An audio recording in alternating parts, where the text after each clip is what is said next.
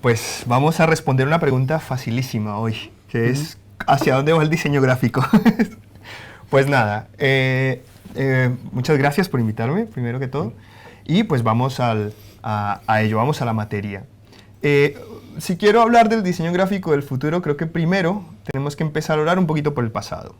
¿Y qué tal si un poquito son, no sé, hace 7000 años, quizá en el 5000 antes de Cristo? Y es porque antes que nada quiero empezar a hablar de las 3 edades de la mirada. Si alguien ha tenido la oportunidad de leer el libro Vida y Muerte de la Imagen de Roger Debré, quizás sabe de lo que le estoy hablando. Si no, quiero pasar muy rápido sobre esto porque me va a ayudar para ponernos en contexto una vez lleguemos a lo que nos depara el futuro. Así que voy a pasar muy rápido sobre esto. Las 3 edades de la mirada básicamente tienen que ver con cómo se relaciona el usuario con la pieza. Fueron creadas para referirse al arte, pero nos funciona muy bien como metáfora del diseño gráfico. Así que voy a hablar de la logosfera, que es la primera. En este caso era la relación de la pieza con el espectador. Es una relación en la que la pieza observa al espectador. Esto no nos interesa ahora porque estamos hablando del arte monumental, entonces vamos a pasar rápido por acá. Este no nos interesa mucho. La segunda edad es la grafosfera, y aquí es donde estamos, porque aquí la relación se invierte. Es el espectador el que disfruta de la pieza. En el caso del diseño gráfico, nos encaja muy bien con el paradigma actual del diseño gráfico, porque es el usuario el que recibe la pieza. El diseñador gráfico la crea, se la entrega al usuario, y el usuario, digamos, la trae, la absorbe. Bueno, ustedes dirán, ¿por qué estamos hablando de arte si esto se trata de diseño gráfico, ¿no? Eso es lo primero. Y es que, a ver, esto también voy a pasar muy rápido por encima. Todos sabemos que el diseño gráfico nace un poco del arte, todos conocemos el trabajo de Toulouse-Lautrec, pero quiero hacer un muy breve repaso por los aspectos básicos del diseño gráfico que han sido heredados del arte, porque vamos a ver que se están desmontando un poco. Así que primero los presentamos y luego los desbaratamos, que eso creo que nos va a funcionar muy bien. Así que, rapidísimo, ustedes que seguramente tienen por lo menos los conceptos mínimos de diseño gráfico, vamos a pasar por ellos. Entonces, los conocemos uno por uno: la línea, la forma, esto es muy rápido, el color, por supuesto, el espacio, el tamaño, la tipografía, la textura, y este que es en el que me voy a enfocar, el formato, que cada uno de ellos trabajan juntos para crear piezas preciosísimas como este, que es uno de mis pósters favoritos de toda la vida, o este póster de Saúl Vaz, que me enloquece. Dicho esto, ya todos conocemos los aspectos básicos del diseño gráfico. Quiero que lo guardemos acá porque más adelante los vamos a desbaratar un poco, pero quiero que nos quedemos con esto. Era importante ponerlo como introducción porque vamos a volver a ello. Así que vamos a hacer una pequeña pausa y les voy a hablar del día a día de una agencia de publicidad. Esto me encanta. Vamos a pasar uno a uno por estos iconos que pueden ver en la pantalla. Y les voy a contar cómo es el día a día en una agencia de publicidad, ¿no? Lo primero que recibimos es un brief, que ven en el primer icono. Recibimos un brief, nos dicen qué es lo que quiere el cliente. A continuación vemos en nuestra agenda que nos queda un montón de tiempo. Entonces, hombre, quizá nos tomamos una cerveza, porque tenemos tiempo de sobra. Dejamos al día siguiente, quizá todavía pues, estamos bien de tiempo. Luego un día nos levantamos y nos damos cuenta que ya nos estamos quedando sin tiempo. Y entonces viene el icono de la casa en llamas porque entramos en pánico.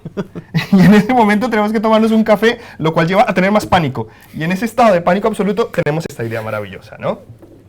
Una vez tenemos la idea ganadora, que es la idea que le vamos a presentar al cliente, viene la labor del diseñador gráfico, que es dibujarla, que es el primer icono, para presentársela al cliente.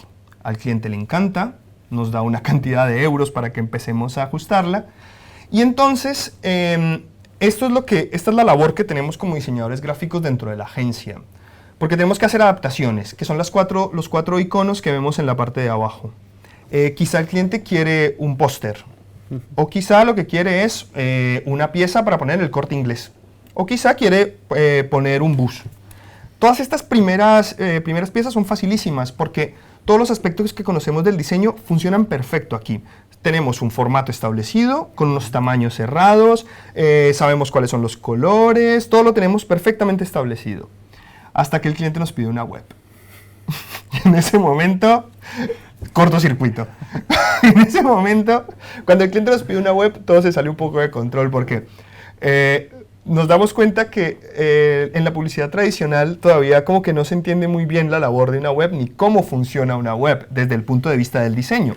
Sabemos para qué sirve, sabemos que da información, lo sabemos, pero desde el punto de vista del diseño es un poco complicado, lo cual me lleva al top 5 de los apuntes del cliente.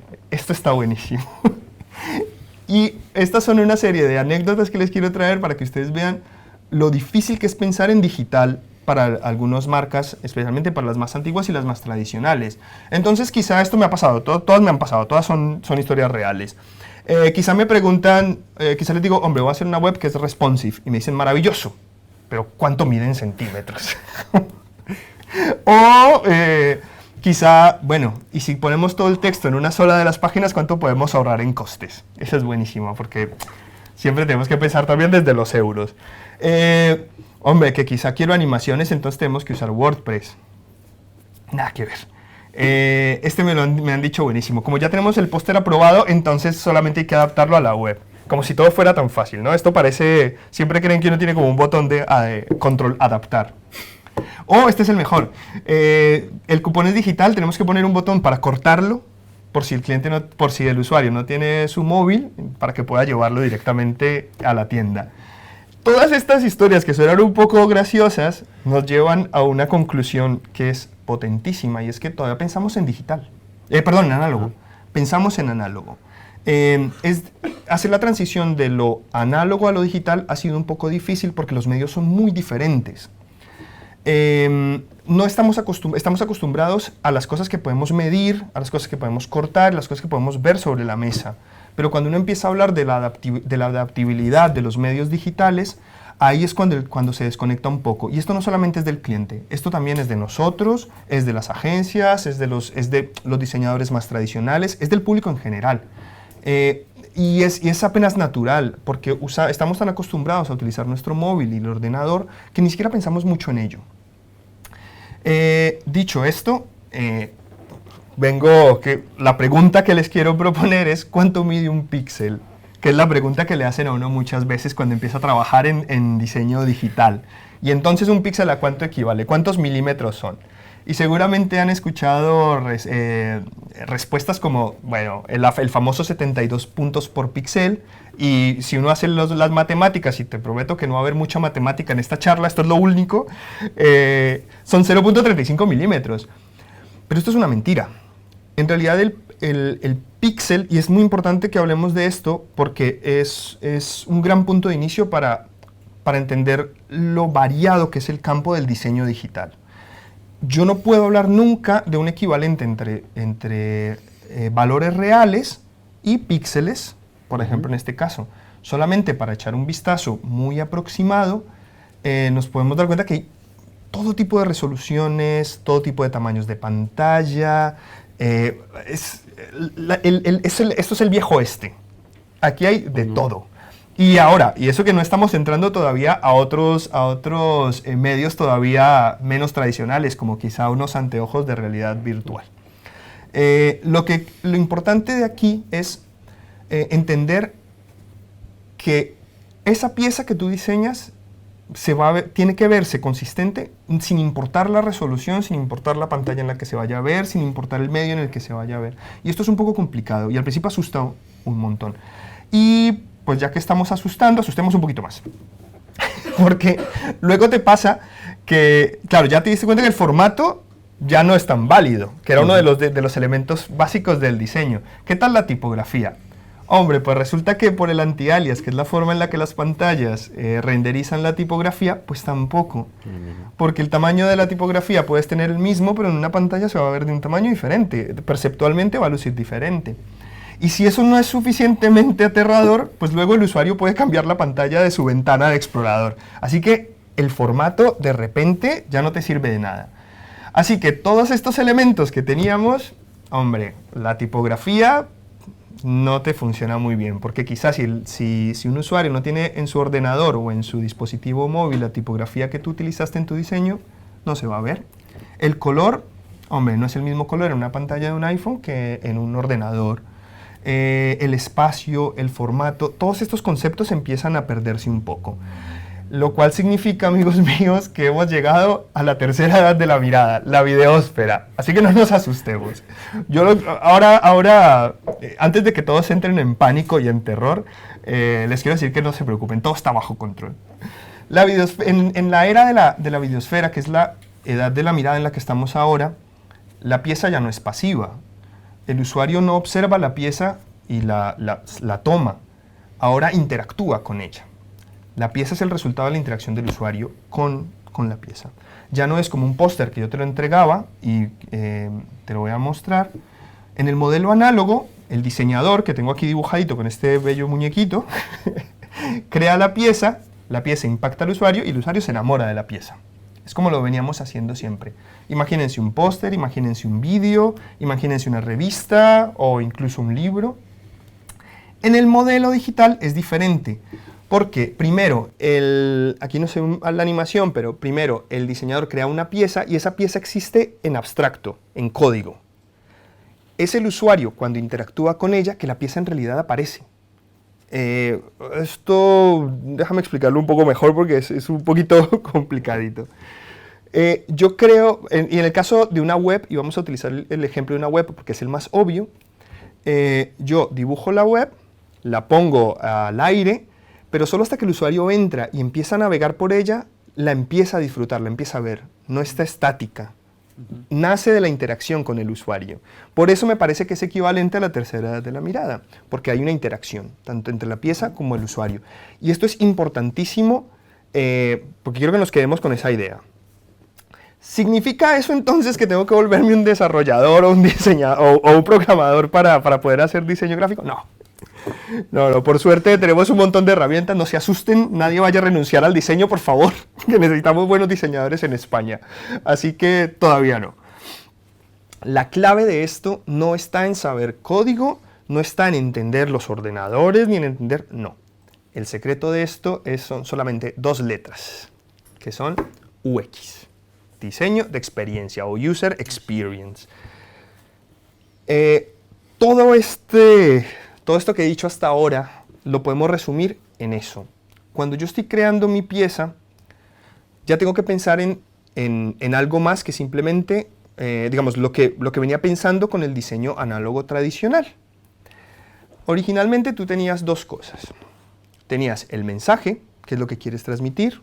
Tu pieza tiene que decir algo, una promoción o quizá que estás promocionando una película, lo que sea. El mensaje que quieres transmitir. Luego tienes otro elemento que es la estética. ¿Cómo lo transmites? Tienes que hacer que sea bonito, ¿no? Eso es lo que hace que los diseñadores sigamos teniendo trabajo. Hace que sea bonito. Y hasta aquí tenemos el diseño tradicional. Pero ahora hay un tercer elemento. Y esto es lo más importante y de eso se trata esta charla. El tercer elemento es el usuario. No basta con que tu mensaje sea claro, no basta con que sea bonito, es importante que sea disfrutable para el usuario. Entonces la invitación, y esto es lo más importante y lo vamos a ver un poco más adelante, en el tiempo que nos queda, es siempre, independientemente de lo que estés haciendo, hay que pensar en el usuario. Llamémoslo como un acercamiento humanista al diseño. Lo cual me lleva a hacer 3 postulados, y estos 3 postulados, los que estén tomando apuntes, cójanlos, porque son los postulados importantes. Van a ser como nuestro grito de guerra. El primero, el diseño gráfico es más importante que nunca. Es importantísimo, porque el diseño gráfico se trata de poder tomar información de una forma agradable, fácil, y que se consuma con gusto. Entonces, es más importante que nunca porque ahora tenemos todo el tiempo dispositivos móviles en la mano y es importante que consumirlo sea agradable. Mi segundo gran postulado, que es el papel está en vía de extinción, así que tendemos a movernos más hacia lo digital, incluso las revistas están siendo cada vez más digitales. también que hay no solamente desde el punto de vista del diseño, sino también ecológicamente hablando, también Sí. es importante. El papel tendemos a usarlo cada vez menos. Y el diseño no existe sin el usuario. Esto es importantísimo, porque no importa la pieza hermosa que tú hagas, si nadie la ve, no existe. Entonces, esos tres postulados lo que dicen de una u otra forma es: nunca olvides al usuario. Vale, todo suena muy bonito, ¿no? Sí. Muy filosófico y suena muy lejano, pero ¿cómo hago esto? ¿Cómo puedo coger todo este abstracto que tengo y hacerlo realidad?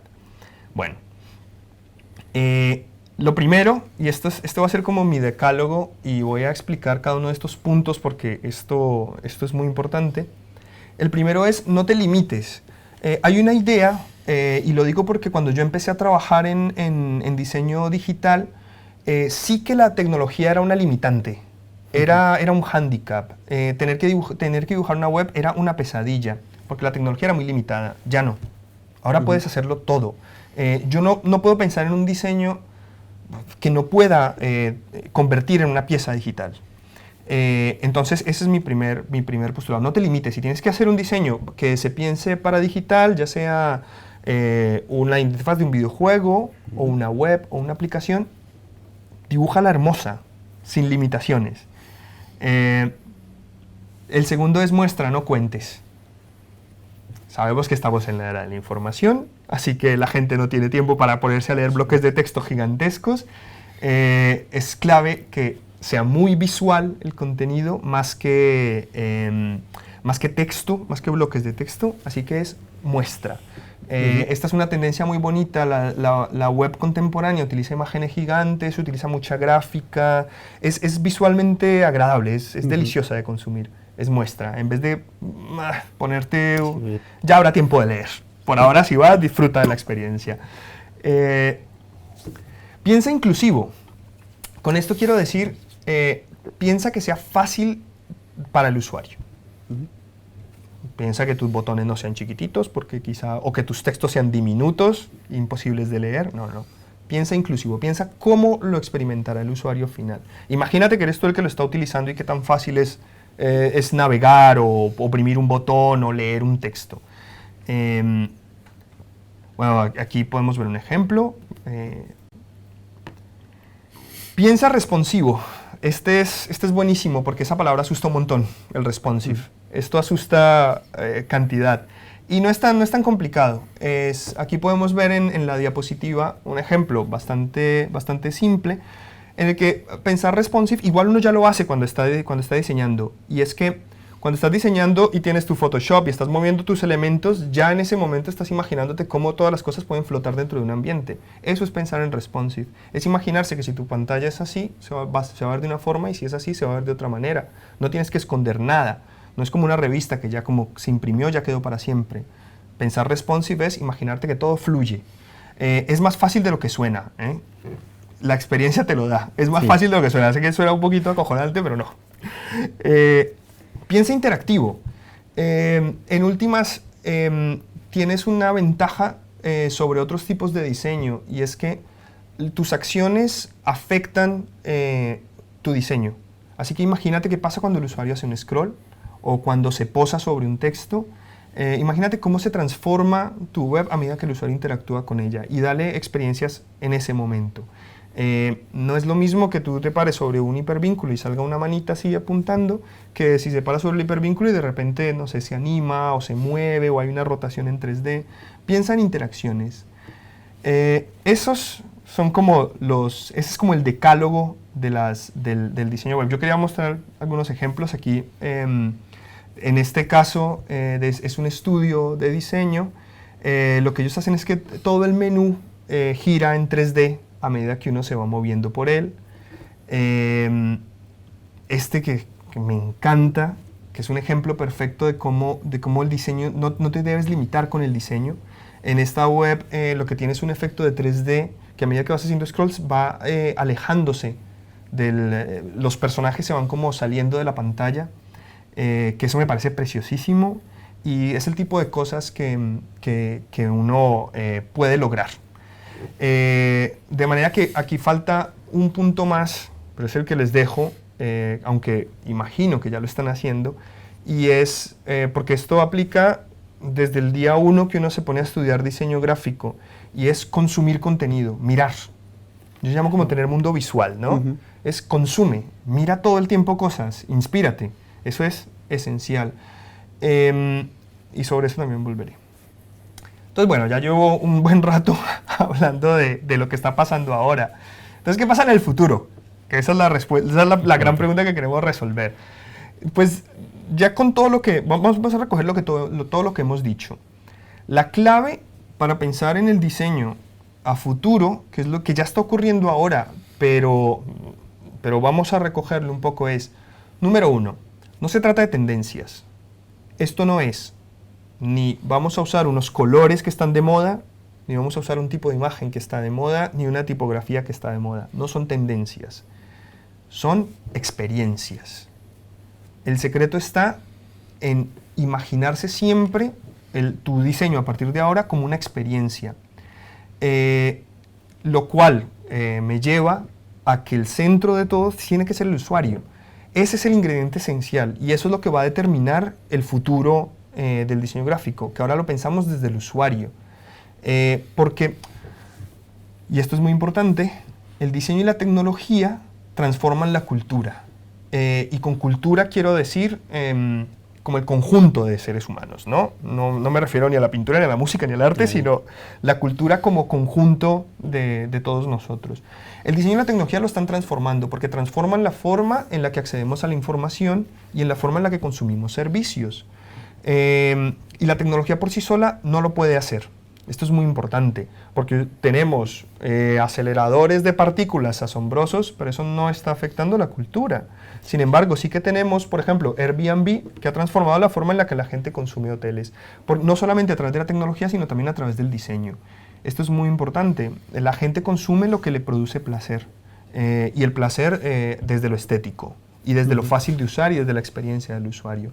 Entonces, si tenemos en cuenta esos elementos, el diseño y la tecnología transforman la cultura, entonces la clave, y esto es esencial y va a ser como mi punto de cierre y con lo que quiero que se queden, la cultura cambia más rápido que las personas. Entonces, no nos podemos enfocar en tus gustos individuales, tenemos que pensar en cómo se está consumiendo, en el usuario final. Entonces, esa es como mi frase de cierre. La cultura cambia más rápido que las personas, no se las olvide. Muchísimas gracias, Daniel. De las personas que se habían inscrito han hecho una serie de preguntas que te voy a trasladar. Algunas de ellas ya he visto que has contestado durante la intervención, no obstante las repetiremos y por supuesto todos los que están ahora mismo en directo, en riguroso directo, viendo esta sesión, esta Open Class, algunos de ellos alumnos de nuestro grado en diseño digital o en nuestro máster en diseño digital, también pueden hacer cualquier tipo de pregunta que deseen a través del chat. La primera pregunta nos dice, ¿qué te hace diseñador? ¿Vale? ¿Dominar la tecnología disponible te puede hacer diseñador? No, yo siento que no. Y te voy a contar mi experiencia personal. Yo estudié en Colombia diseño gráfico y esto va a ser un poco antiintuitivo, pero a nosotros nunca nos enseñaron a manejar ningún programa, ningún software. Nada. Nada. Porque la filosofía que teníamos, y es una que yo llevo aplicando a una hora, es tú primero aprendes a entender el diseño y no importa si lo haces con un crayón o si lo haces con Illustrator. Lo importante es que lo hagas, que entiendas cómo funciona. En este caso particular, por eso es importante, tú no tienes que ser desarrollador, tú no tienes que ser un experto en Dreamweaver o en Illustrator o en Photoshop. No, si tú lo entiendes, ya habrá gente que es experta en eso que te pueda dar una mano. Pero lo importante es que entiendas al usuario. Por eso es tan pedido el diseñador de experiencia de usuario ahora. Claro.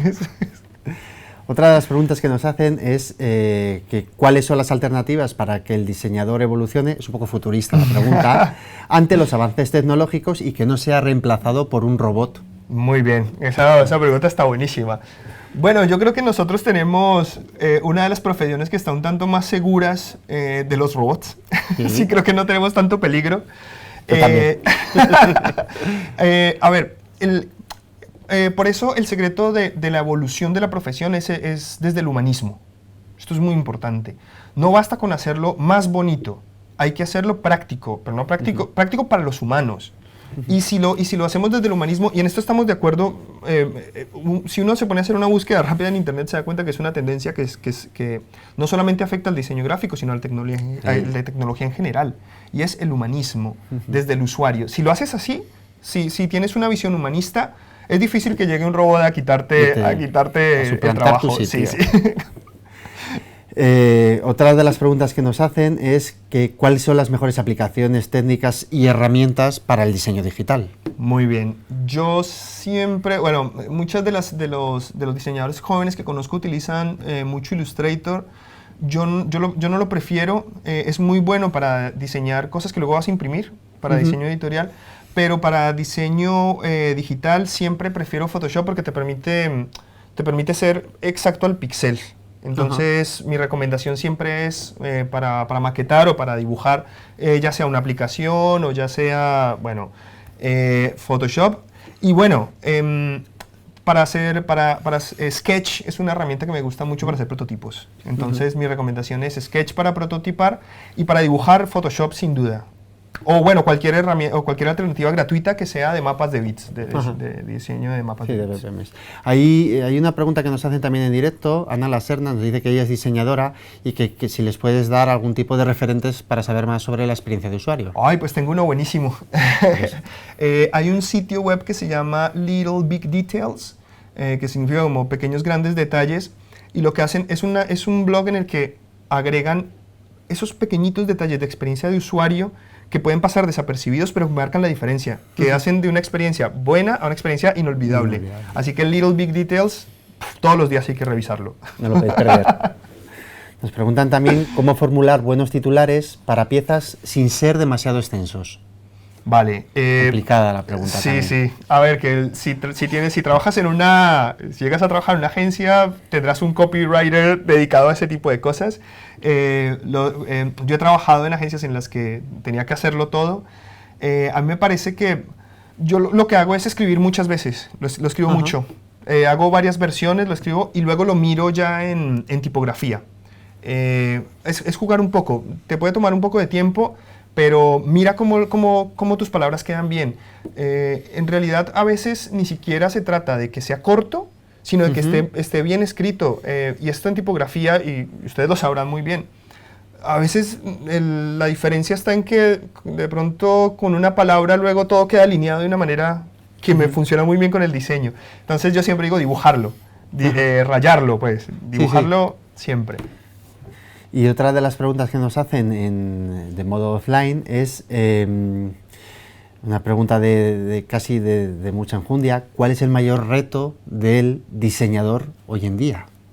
Uf, muy buenísimo. Si tiene respuesta.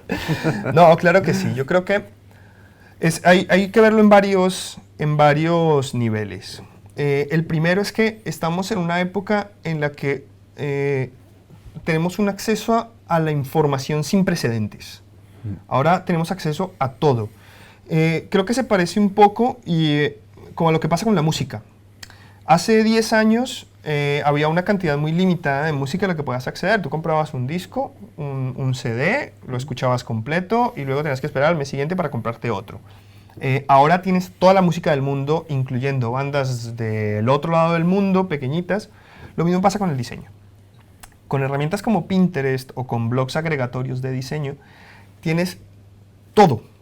Entonces, el primer reto es cómo tomo toda esa información y la depuro. Porque eso puede ser un poco agobiante, especialmente cuando uno está enfrentándose a un proyecto al que le tiene mucho cariño y quiere que sea muy bien, entonces se está empezando como a buscar referentes y se da cuenta que tiene 1 millón. Eso puede ser entonces creo que ese es un reto. Saber cómo depurar toda esa información que uno recibe, entender qué le funciona a cada proyecto, que esto es muy importante y a mí me parece que se gana también mirando mucho, porque no es lo mismo si tienes que hacer un póster para un coche que si es unos pañales, por ponerte un ejemplo que es así de la nada. Entonces, entender qué te funciona mejor en cada lugar es importante. Hay algunas teorías, yo no me adhiero mucho a ellas, como las teorías de la psicología del color. Yo en particular creo que uno se puede alejar un poco de eso. y creo que en últimas encontrar el diseño correcto para el proyecto correcto es un poco como de instinto. Eso me parece que es difícil. Conseguir eso me parece que es un desafío. Y luego, entonces, eso digamos desde lo meramente estético. Y luego, pues un poco más de lo que ya hemos hablado. Creo que el reto está en aprender a entender que el diseño ya no existe solo, ya no existe sin espectador, sin usuario. Creo que el verdadero reto y lo que va a marcar la diferencia y lo que va a hacer que uno sea exitoso en el futuro es que entienda cómo está el usuario consumiendo diseño gráfico, para qué lo usa, cómo lo usa. Entender, ver desde, o sea, ponerse en los zapatos del usuario, para mí eso es esencial. Ese me parece que es el gran reto y para mí es el corazón de esta charla. A continuación podéis plantear mediante el chat las preguntas que queráis hacer a nuestro ponente, a Daniel. Si no hay ninguna pregunta, Daniel, ¿tú nos recomiendas consumir? Por supuesto. Sí, siempre. Estar siempre. Y consumir no solamente consume diseño gráfico, que sí que lo debes hacer, consume contenidos. A mí esto me gusta mucho, mira vídeos. Ahora, es verdad que la barrera entre lo digital lo que hace es que borra la barrera entre el vídeo y lo estático. Entonces, consumir un montón de vídeo también cae de maravilla. ¿No? Sí, consumir. Yo todos los días me levanto y reviso mi feed de Vimeo, es esencial. Y consume experiencias virtuales, descárgate aplicaciones. A veces uno encuentra estas aplicaciones de las store de dispositivos móviles, hay algunas destacadas, descárgalas, las miras, las juegas y las borras, no importa si no las vas a volver a utilizar, pero usarlas te funciona muy bien porque te ayuda a entender cómo se consume, ¿no? Entonces, eso. Fíjate, nos preguntan también en la misma línea, Angélica nos dice que si podías hablar un poquito más sobre la experiencia de usuario, porque al final lo que estás diciendo no existe, o sí que existe el diseño digital, pero lo lógico es que vaya unido a una experiencia de usuario, a una interacción, ¿no? Sí, por supuesto. Hay como algunas cosas muy básicas, ¿no? Tú quieres, en experiencia de usuario, tienes que pensar ahora, primero desde móvil, así que es una recomendación muy básica que maquetes pensando en la pantalla vertical. Es muy importante que imagines que el usuario pueda tener toda la información relevante en una sola pantalla, sin necesidad de hacer scroll. Sí. Son como tips muy básicos, ¿no? Que los botones sean asequibles con el dedito pulgar, sean asequibles siempre durante toda la experiencia. Entonces intenta que no esté por ahí el botón más importante en la esquina más lejana de la pantalla. Que los botones no sean diminutos, sino que sean grandes, que el texto sea grande. Esas son como cosas muy básicas.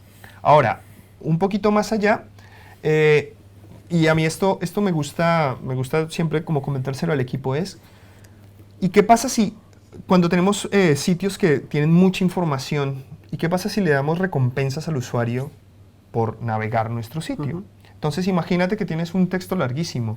Bueno, quizá lo que puedes hacer es irle dando a través del camino pequeñas experiencias que pueden ser quizá un efecto de paralaje con una imagen que no se espera, o quizá de repente el texto en vez de aparecer como un solo bloque empieza a aparecer por los lados, darle pequeñas recompensas visuales para que se haga menos dificultosa la experiencia. En últimas es casi como volverlo un juego.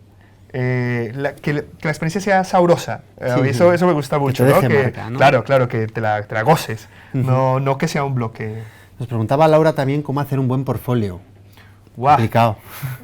Hombre, mi recomendación siempre, y es la que seguí yo y con la que conseguí mi primer trabajo, dibuja mucho, dibuja todo el tiempo. No importa si lo que estás haciendo, de hecho, dibuja más cosas para ti. Que esto me parece esencial. Yo creo que las piezas más bonitas que tengo en mi portafolio, el que tenía cuando hacía más diseño gráfico, son las piezas que hice para mí mismo. Este es un ejercicio que, hombre, lo voy a tirar porque me parece que está bueno, y era que yo me dediqué en una época a dibujar canciones. A mí me encanta la música, así que hacía una canción que me gustaba mucho, me inventaba una pieza tipográfica o una ilustración. Porque al final lo que estás haciendo es, primero estás entrenándote y segundo, las piezas que uno hace por uno mismo son las que más le apasionan.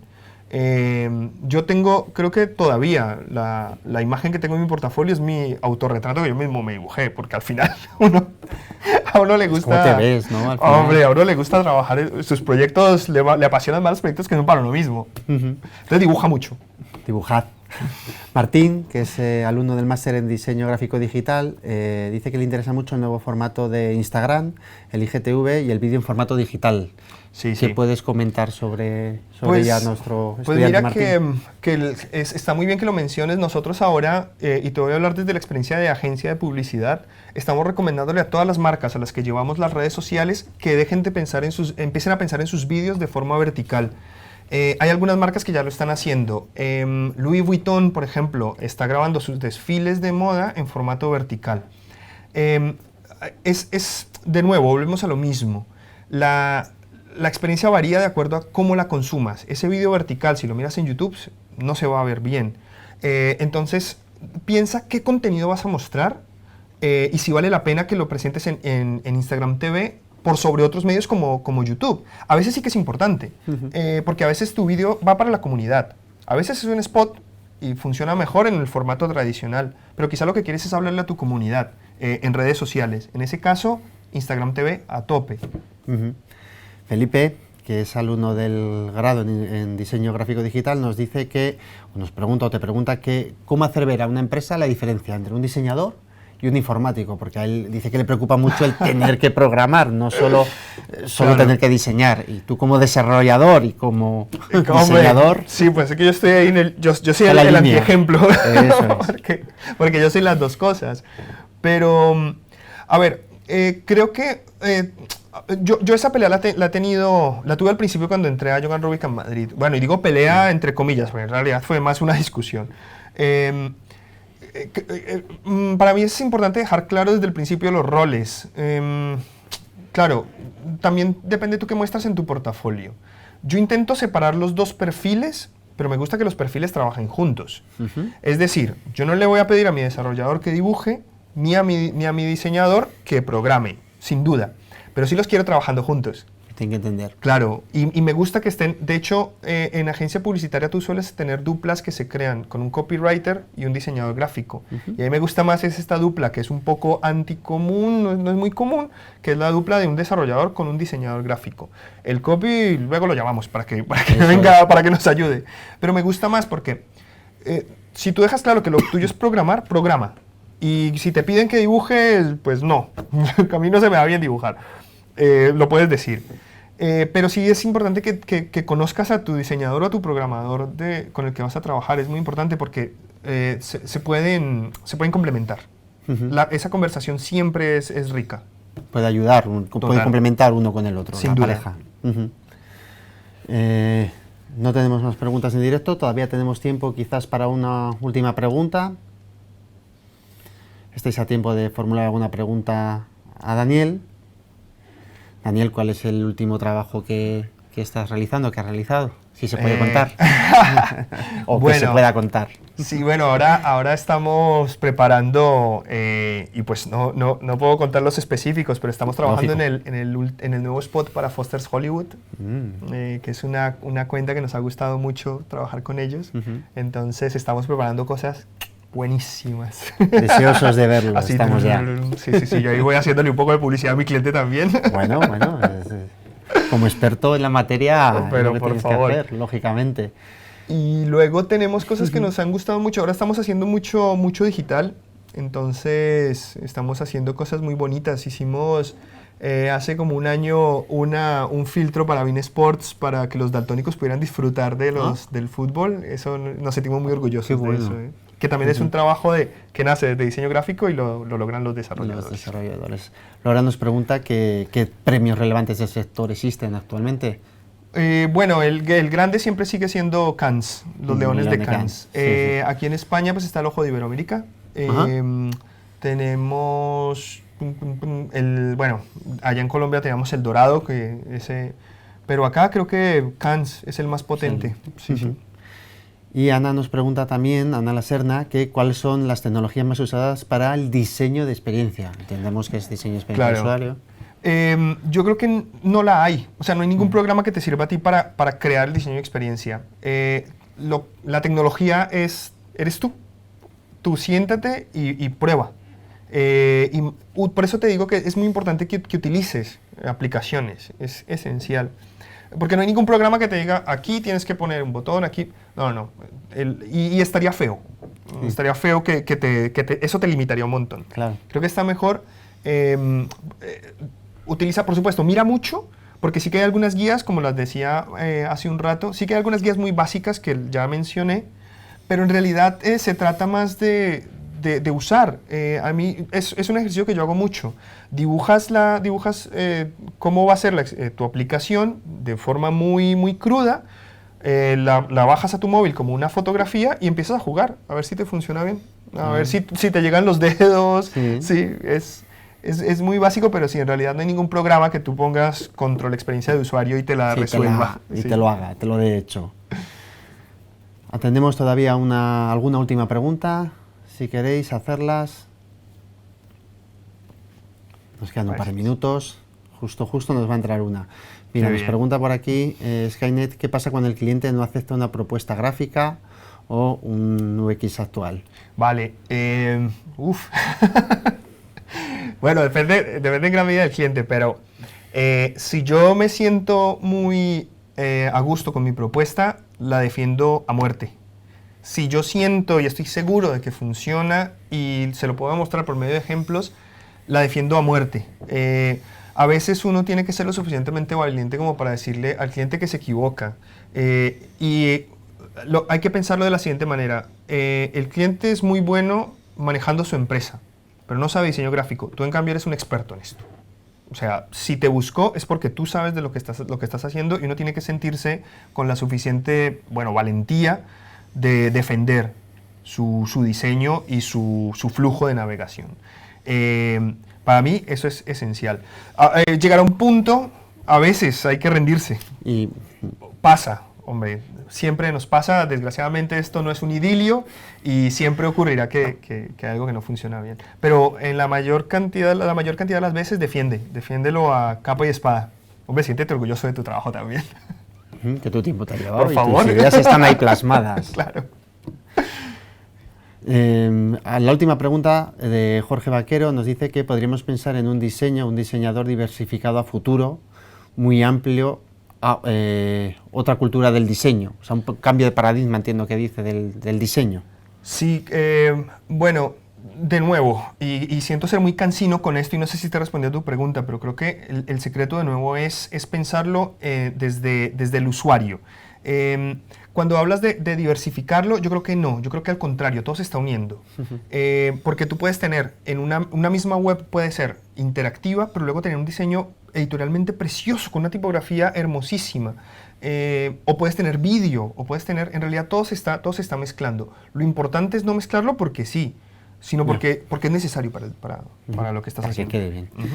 Y para terminar, ya sí que es la última, alguna referencia bibliográfica, dicen casi bíblica, sobre experiencia de usuario. ¿Qué libro, qué manual de cabecera les daríamos? Hombre, yo la verdad es que soy un poco, en particular en experiencia de usuario, soy un poco antiliteratura. Yo siento que hay un montón de blogs, ahora no se me ocurre alguno específicamente, salvo el que ya mencioné previamente, el de Big Little Details. Pero mira web, ¿por qué? Porque esto cambia muy rápido. Entonces, tú tienes un libro que te lo consumes en, no sé, un mes si no lees muy rápido, y en un mes las cosas cambian. Claro. Piensa que hay tecnologías apareciendo todo el tiempo. Esto es impresionante. El tamaño de los píxeles se ha reducido 10 veces en los últimos 7 años.